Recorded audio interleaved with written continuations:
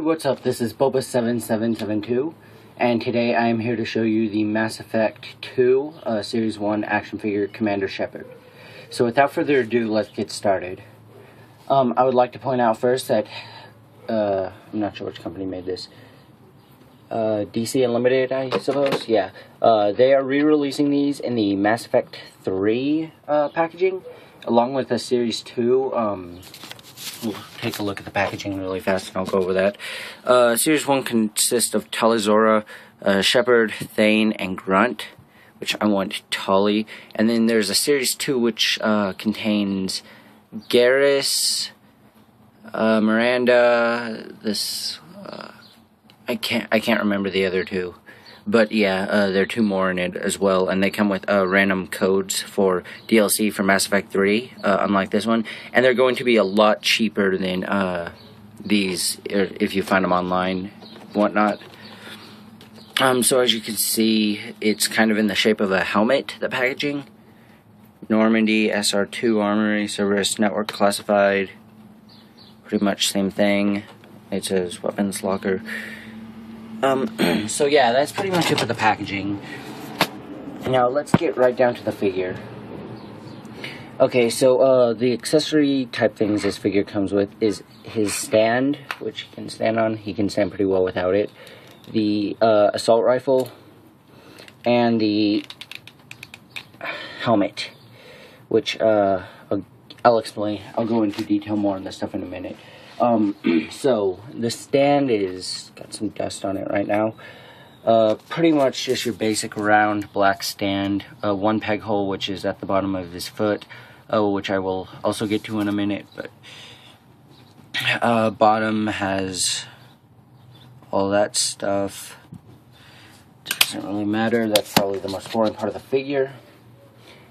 And then we have the assault rifle that he uses. It's got quite a bit of detailing on it, which is really nice. The M8, they did really good with the sculpting and the detailing on this gun. I really like it, and it fits in his hand pretty well, but he can't hold it too well. I'll show you that once again in a second. And the helmet can fit on his head easily. You can take it off easily, but it will take the paint apps, kind of some of the paint detailing off of his head. But this does look really nice and detailed. You can see through there. So yeah. Now let's get to the figure. Okay, so now we're to the figure. I'll probably go over the articulation first.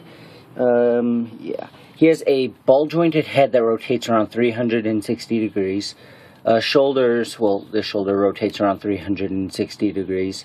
His elbows bend forward and rotate around 360 degrees, and his hands rotate around 360 degrees.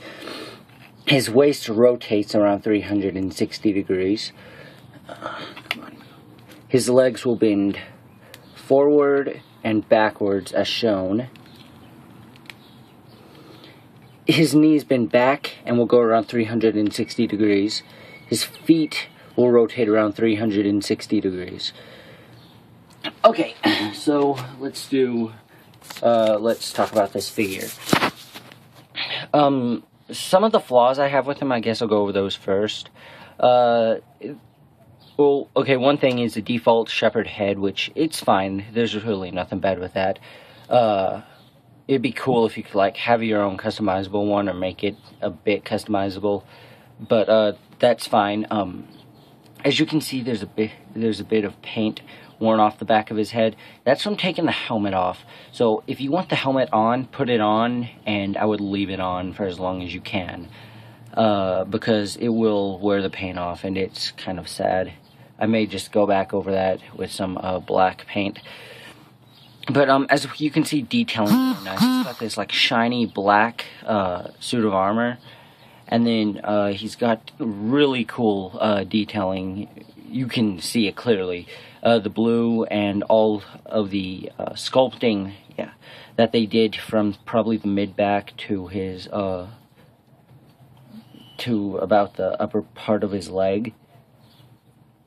The arms look really nice too. They did great, especially with the paint scheme.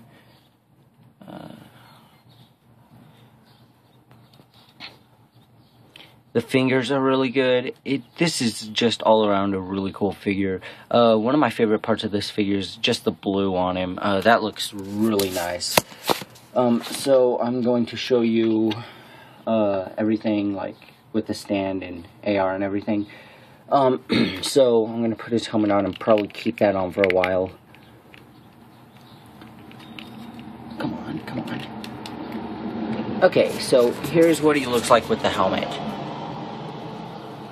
You can still pretty much see his face, but this is if you want it to look a bit more customizable, because you can't really, like, he looks default the other way. This one you can be like, oh yeah, mine had red hair, but you just can't see it, blah blah blah, you know, type thing. Anyway, it looks cooler. He does have a removable shoulder pad on this side, but unfortunately that got lost, and I think that was a ridiculous thing that they did, the removable shoulder pad. I was very disappointed. His joints are way extremely stiff. I will put the assault rifle in his hand, and if you try to get him to hold it with both hands, it's not going to work out too well unless you, like, do something like heat it so that you can fold it. Oh yeah, I got his helmet down a bit more. So yeah. So if I let go, it will kind of pop up, and it isn't as good. Like, he's just resting on the tip of his fingers there, which I don't think looks too great, but other people may have a different opinion. So I will just leave him with it in one hand. Overall, for this figure, I think it's decent. I would probably give it a 3 out of 5. The paint wears off way too easily for my taste.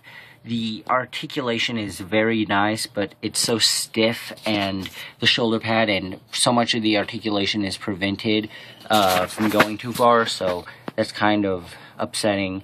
But he is the main character from Mass Effect, which is one of my favorite games, so he was definitely worth it for me to buy.